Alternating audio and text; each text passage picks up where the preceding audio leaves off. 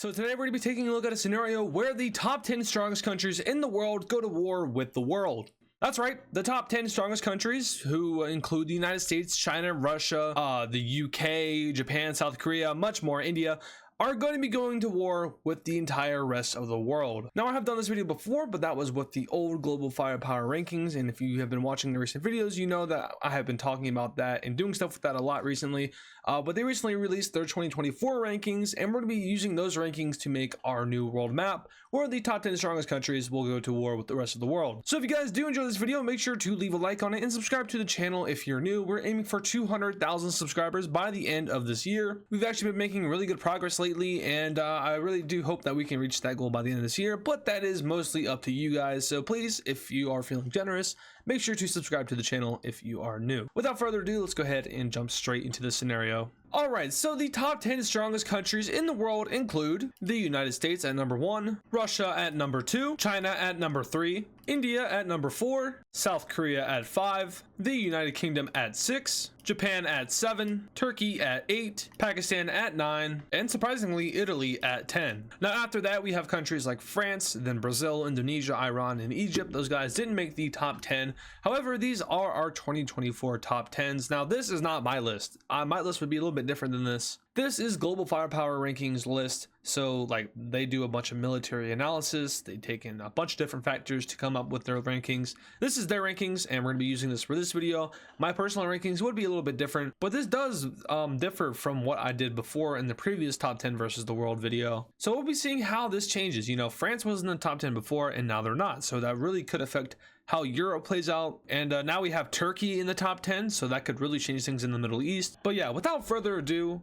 let's go ahead and check out what happens here. So this is our scenario. And in the last video, I did ask you guys if you preferred the darker red over the lighter red, and you guys mostly said no, you prefer the lighter red, so we'll be sticking with that. I think the argument was that this was good for alliances, but this was good for war, so I kind of agree with you guys looking at it now. But let's go ahead and start. We'll be going left to right, so let's go ahead and start over here in North America. And if you've been a veteran to the channel for a while now, you know that I did the United States versus the Americas video, and I actually had the United States winning that video, I do believe. So we will be applying that logic here. The United States, I don't know if it's capable of holding on to all of the Americas, but I do think its military is fairly capable to fight off and defeat all the other militaries aside from maybe Brazil. And speaking of Brazil, they might have been in the top 10 last year, so that's actually a huge factor as well. Alright, so the US Army will go ahead and split into two. Now, of course, the United States has military bases and personnel all across the world. If those personnel are stationed in other countries, like say South Korea or Japan,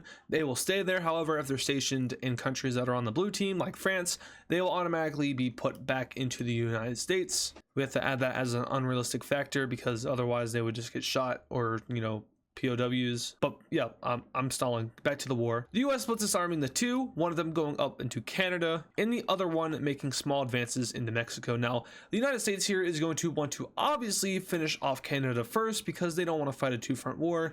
If you know anything about wars, two-front wars are never good. They never end well. Just ask Germany or even Russia. Yeah, Russia, sort of. Well, Japan too. Anyway, so they want to finish off Canada, and finishing off Canada is not as hard as many people think it is. Now, I know Canada is a very vast, very large country, but the unfortunate thing for them is that a majority of their population does sit on the United States border. If we go ahead and draw a line like from here straight over, you have a majority of Canada's population under that line. So if the United States secures the populated areas, they pretty much win this war in like a couple of months, maybe not even months, weeks. So the US Army pretty much overwhelms the Canadian Army. They take over Ottawa, and from there Canada essentially falls apart. Now there are a few other major cities that are scattered around Canada, but the main ones they need to focus on are Vancouver, Ottawa, Toronto, and once those areas are gone, the United States basically wins. So this is really all they need to do. Now, like I said, there are a few other cities that are scattered around Canada, but for the most part, this is what they need, and that's exactly what they get. There could be a little bit of a scenario where they go into New Brunswick in this area, but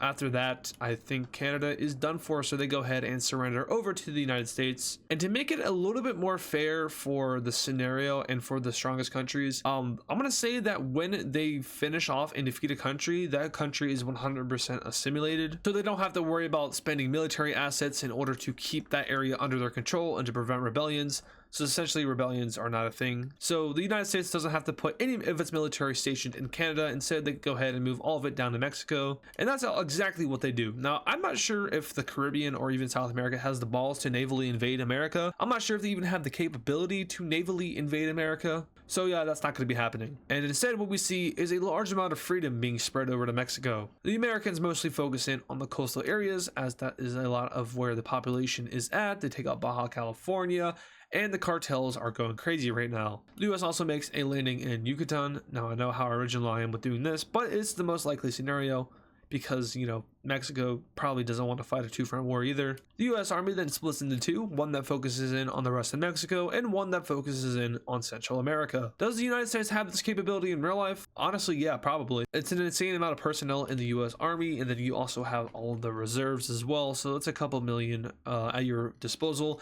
And if you're fighting the entire world minus 9 other countries, you're probably going to want to go ahead and activate all of your reserves. We also see the US make landings into the Bahamas and Cuba, and all around we see the US spreading freedom across the Americas. Now let's catch up on the rest of the world. Over in East Asia, North Korea is probably the biggest op over here, as China and Korea and Japan all go ahead and, well, liberate them. India makes quick work of Sri Lanka. And like I said, remember, once these countries are conquered, they don't have to spend military personnel there. So, of course, India can go ahead and conquer all this and then immediately withdraw all of their troops to go focus on, say, Bangladesh or Nepal or Bhutan or anything like that. Now, Nepal is a tricky country, and Bhutan is as well. I'm going to factor in geography very lightly. So yeah, there are a few mountain ranges that I just like never acknowledge in my videos, and they won't be acknowledged here. So yeah, Bangladesh versus India is actually a pretty interesting matchup, but India does have the advantage.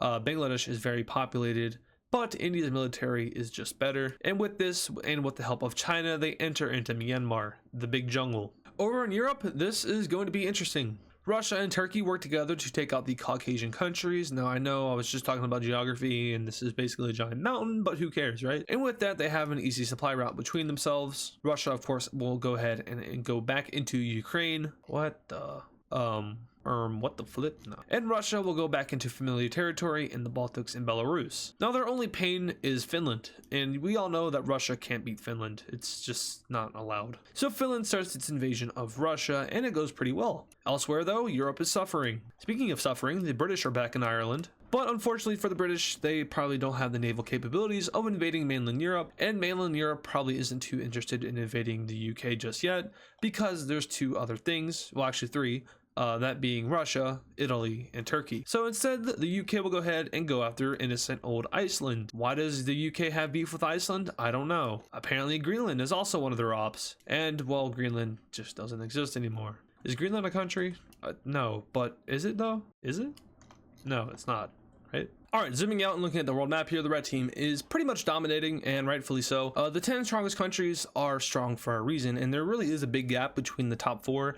You know, the United States, Russia, China, and India alone would have a good chance at surviving themselves versus the world. I don't think they would necessarily win, but when you factor in other countries like Japan, South Korea, Pakistan, Turkey, Italy, and the UK, it gets a little interesting. You know, they might have a chance of actually wiping the world. Now, of course, manpower alone is not enough to do this because there's billions of people within these countries.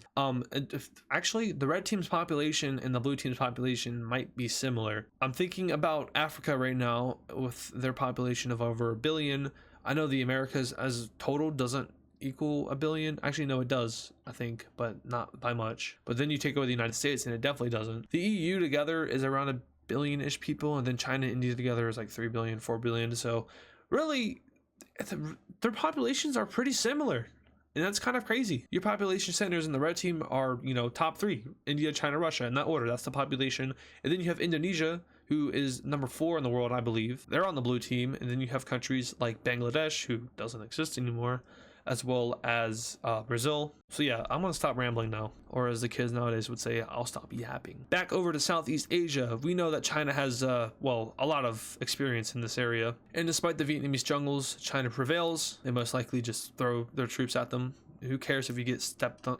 Who cares if you step on a landmine or, you know, a noose trap gets you in the trees or you fall into a bush trap? Who cares? You are replaceable. So now Southeast Asia is under red team control, and like I've said multiple times already, they don't have to use their military to hold on to this. They can go ahead and move their military assets elsewhere. Now, I did see a comment recently where talking about how Taiwan is essentially a fortress, and you are 100% right. Taiwan is a fortress. Unfortunately, though, they don't have plot armor. So Taiwan gets taken over by China. And speaking of plot armor, Nepal and Bhutan are making me mad. You know what else is making me mad? Mongolia. All right, that's out of the way. I mean, those countries I just wiped out aren't strong, minus Taiwan, so it's fine. Now, with East Asia under lock of the red team, they will work together with Russia to start to take out Central Asia, who is not very strong, but also the issue is that it's just a lot of land to take over, so this will be a pretty slow invasion for them. Cut the 5 minutes later where they're gone and they're invading the Middle East because I don't have any sense of time. Back over in the Americas, Caribbean is American. It really makes me sad to say because I actually enjoy the Caribbean. I know that I have talked about this before. I actually talked about it in a live stream, but I did go to a few countries outside of America. If you didn't know, I went to the Dominican Republic and Haiti, as well as the Bahamas. And honestly, it's freaking awesome in Hispaniola. I love Hispaniola. I would definitely go back. I did get sick while I was there though, so maybe not. And then that sickness led to another sickness, and then I just was sick for the entire month of December and the beginning of January, which it really was not pleasant. So maybe you don't travel abroad in the winter. All right, I'm yapping again. Back to Mexico. Mexico not stable enough to survive. Mexico surrenders and collapses, and now the United States is going to be singing "Gory, Gory, what a hell of a way to die," because they are steamrolling through Central America until they get to South America. They're gonna go ahead and stop there. Because, well, that's a whole ass continent. And if you think that the Americas as a whole is a continent, go back to school. Because you're wrong. They don't even touch it. The Panama Canal basically defines the continents, you know, or the Darien Gap. Because there's no way that this is one whole continent. That's just not... Hold on. You're insane if you think all of this is one continent, because it's not. And if you think this is part of Europe, you are not insane as well. Here are the continents in the Americas. You have one, which is North America. It goes like that. And two, which is South America. And it goes something like that. They are not one continent. I'm looking at you, Europeans. Anyway, the United Kingdom is just gonna stick around and wait for help if it ever comes. Italy. Oh, Italy. Italy is not in a good spot, and they do have a geographical advantage to their north. However, the Balkans are leaking in, and the Balkans want revenge. Eventually, Rome is captured, and as the weakest of the top 10, Italy surrenders first. Ouch. Turkey is not too happy about this because now the Central Europeans are on their way to take back the Holy Lands in Constantinople. Being Turkey and not accepting the word Constantinople as a word at all, you know, it's Istanbul. What are you talking about? They're going to go ahead and exert themselves into the Balkans, taking over parts of Greece and Bulgaria. However, Greece is not having any of that, and Turkey is soon stopped because they are basically on their own. However, they will not go ahead and turn down the chance to go into Iraq and Syria and bomb some or take over some land. Israel switches. No, I'm just kidding. All right, check up on Russia. Russia is not moving. I think they might be hurting on the inside. That's fine. Russia's used to that. They collapse a lot and overthrow themselves. It just happens. You know, China also does that sometimes too. So what's the red team strategy at this point? Because honestly, can they realistically take over the entire world? I don't think so. Because it's just too much. Like I said, the population, although it is equal, you're going to be using those billions of people in a war, and that's not going to sit well with those people. Now, if we go ahead and get rid of that expectation, which is of the people overthrowing their governments because they don't want to fight a war anymore, then yes, we would have a conclusion to this war. However, the population of Earth would probably go from 8 billion humans to around 500 million, and that's not good. So while keeping some aspect of realism to this, which is the fact that the red team can't take over the blue team, and the blue team is unable to take over the red team, we just have to kind of think about how this would actually end. Now, I'm not done with the war scenario yet. There's going to be a few more invasions happening back and forth, but do know that the ultimate conclusion of this video will be a stalemate. But when we get to that stalemate, I'll explain it when we get to that stalemate a little bit more. Right now, there's still fighting to be done, such as Central Asia. Now, Central Asia, your geography confuses me because I always forget. Now, I know over here is like plains, the Turkish plains. Yep. But here we have mountains. Screw mountains. Pakistan will now finally do something. They're going to go into Iran and parts of Afghanistan. But as we know, Afghanistan is essentially untouchable, so the red team surrounds it instead and decides that it is of their best interest to not F with Afghanistan. The East Asians will go ahead and say, you know what, you guys got that We're gonna go after the Philippines. What did the Philippines do? Well, they existed. That's what they did. And the Philippines are a pretty populated country, a pretty cool country. I've never been there, so actually I can't even say that. I can only speak for around 4 countries in the world. I've only been to 4. I keep saying that. I'm such a nerd. I know you Europeans like go around the EU all the time, or like, yeah, you've never been outside of your country. What's wrong with you? Well, first of all, the United States is freaking huge. I've been to the tip of Florida, up to New York City, over to here in the Midwest, and that's a large piece of land. This triangle is huge. It's like a good portion of Europe. So yeah, first of all, no. Second of all, it's hard to travel outside of the country. I'm young, okay? Family doesn't travel too much. I can't travel outside. I can't speak for other Americans, but I can speak for myself. Those 3 countries that I visited, that was cool for me. So if you don't think it's cool, go away.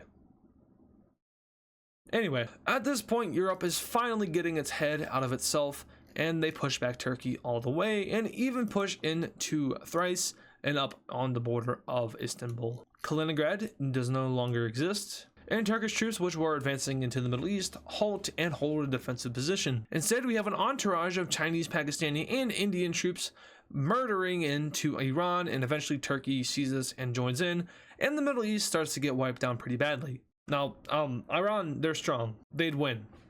Nah, they're the fraud. And I keep making these references, and I swear you just don't know. You're either too young or you just don't watch it.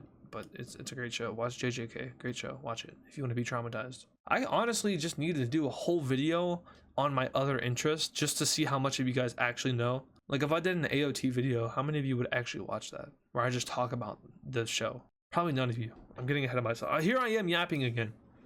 I'm rambling. I'm the Rambler. Alex the Rambler? Cool YouTuber. I used to watch him a lot. Now I don't. Alright, so Iraq, no. Kuwait, nope. Jordan, sorry, nope. Israel and Palestine. You know what? Nope, not happening. We're not even gonna begin to talk about it. And let's also just sink New York City for no reason. Cool, there we go. Alright, so the rest of the Middle East here is a little bit stronger. Iran got like quadruple teams, so that's why they fell so quickly, but now it's one front with Saudi Arabia. And well, of course, Saudi Arabia is not going to be stronger than the combined forces of India, Russia, Pakistan, and some of China. So that doesn't go particularly well for them, but they do hold out a little bit longer than Iran did. And so yeah, we're getting to the point now where it's going to be a stalemate. The red team makes a landing in Malaysia and wipes out that country, and they also get Borneo, as well as this island, which is Sumatra.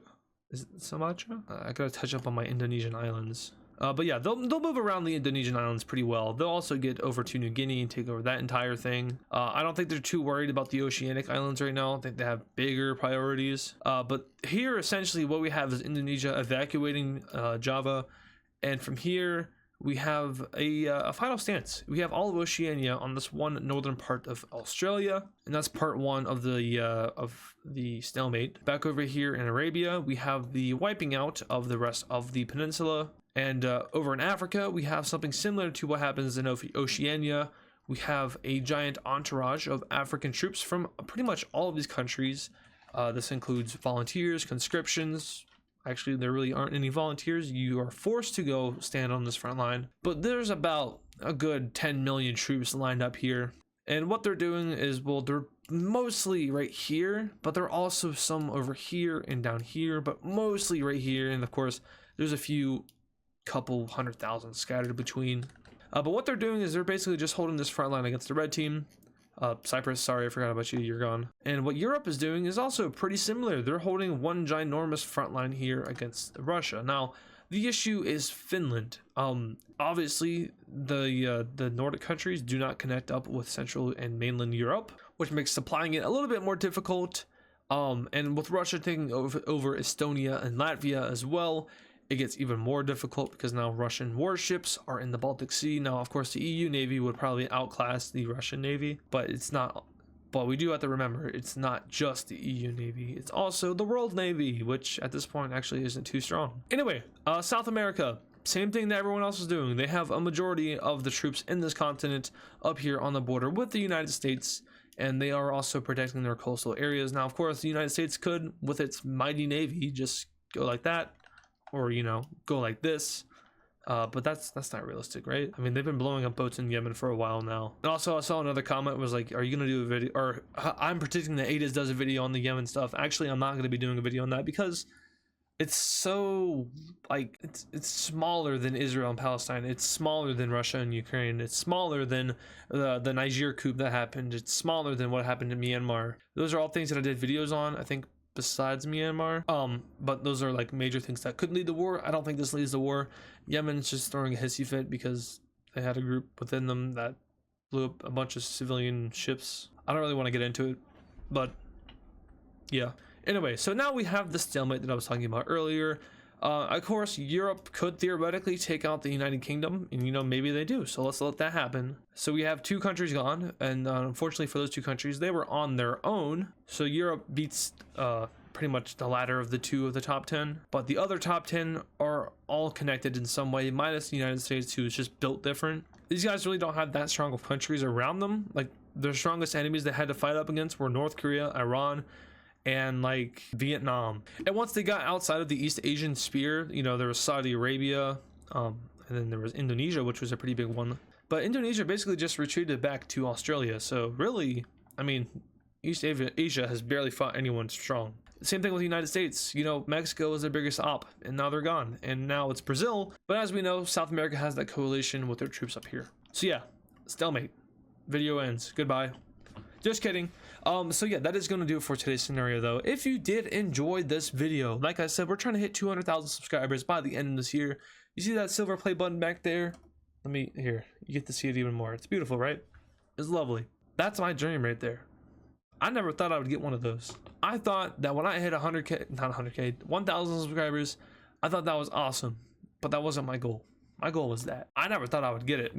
There was a time on YouTube where I almost quit because my videos just no one ever saw them. But I kept going, and eventually I got tutoring, and eventually, I kind of opened my eyes on how YouTube really works and how you can actually kind of, I don't want to say cheat the system, but there's a way to grow. And yeah, so I got there. It took a really long time, 7 years. But that's amazing. And 1 million subscribers is something that I actually still don't consider possible, because I would have to get 10 of those things to get to 1 million, and it took me 7 years to get one. 3 years of actually like really trying on YouTube just to get that one. So took me 3 years to get to 100K. I would need 10 of those, so that's 30 years to get to 1 million. I just don't think I would be doing YouTube for 30 more years. I mean, you never know. Streaming is pretty cool. I could probably stream for the rest of my life. As long as video games are being published and, news stories are happening and events are happening, there's always something to talk about and, hence something to always stream about. But videos, I don't think I'll be doing that for 30 years. So my main point is subscribe now so I don't have to wait 30 years to get to 1 million. I don't even think I can get to 1 million, but if you guys want to prove me wrong, with all means, go ahead. Also, on the topic of streaming, I have a streaming channel called AdizzPro. Hopefully Jaden puts something up on the screen now so you know what it looks like. It's called AdizzPro. You're hopefully seeing it on the screen up there. I do streams there sometimes. Not often. I haven't been doing it for a while now, but that's because a lot's been happening in real life. I plan on doing a Lethal Company stream there soon with a bunch of friends. So if you do want to see that, go subscribe to that channel. It's a lot of fun. I'm a little bit more unhinged over there, not as PG as I am here. So keep that in mind, I guess. But yeah, anyway, I'll stop carrying on now. I'll stop rambling for the 5th time now. Thank you guys so much for watching this video, and I will see you all in the next one. Voice crack. See ya. And of course, thank you to all the super fans, which include Matthew Newman, Yam Yam, Kylie Speaks Plays, Shadow Gamer Z, Deva Edits, Mr. Bonk 7, Hammer Toad 45, Patrick Clauser, Connor the Gamer, Texan Cowboy Cheese, Poland Country Ball, Yakko, Nevada Garbage Trucks, DW Cool Dude, Soviet Ball, and Serminator. Once again, thank you guys.